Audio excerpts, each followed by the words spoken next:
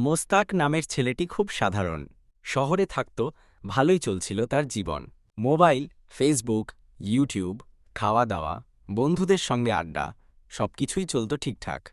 কিন্তু তার জীবনে এক জিনিস ছিল না, মাইনে শান্তি। রোজ রাত ২টা-৩টায় ঘুমাতে যেত। সারাদিন ভালো কাটলেও রাতে বিছানায় শুয়ে ভাবত, আমি কেন এত অস্থির? আমার ভিতরে এমন ফাঁকা ফাঁকা লাগে কেন? একদিন হঠাৎ করে সে তার পুরনো স্কুলের বন্ধু সামিউলের মেসেজ দেখে। সামিউল ছিল একসময় তার বেস্ট ফ্রেন্ড, এখন হুজুর হয়ে গেছে। মেসেজে লেখা, ভাই, অনেক দিন কথা হয় না, একটু সময় পেলে মসজিদে আয়, দরকারি কথা আছে।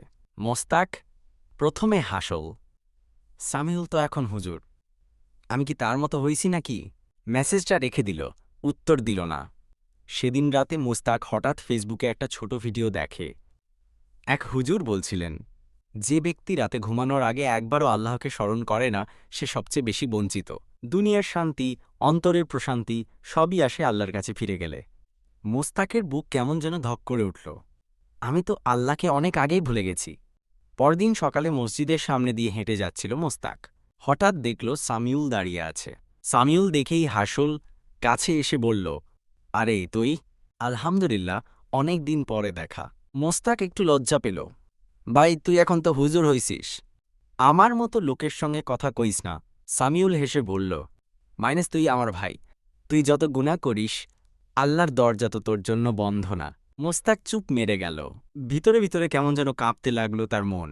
সেদিন বিকালে মোস্তাক একা বসে ভাবছিল, তার জীবনে অনেক কিছু আছে, ফোন আছে, বন্ধু আছে, টাকা পয়সাও কিছু আছে, কিন্তু সুখ নাই।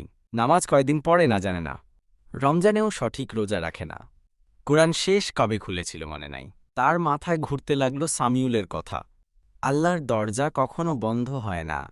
রাতে সে ইউটিউবে একটা ভিডিও খুঁজে দেখল, তওবা করলে কি আল্লাহ ক্ষমা করবেন? একজন শাইখ বলছিলেন, তুমি যত বড় গুনাহগার হও, যদি সত্যি মন থেকে তওবা করো, আল্লাহ অবশ্যই ক্ষমা করবেন। কারণ তিনি বলছেন, হে আমার বান্দারা, যারা নিজেদের উপর জুলুম করেছ, তোমরা আল্লাহর রহমত থেকে নিরাশ হও না। সূরা জুমার ৩০। মোস্তাকের চোখে পানি চলে এলো। তার জীবনে প্রথমবার সে আল্লাহকে ডাকতে চাইল।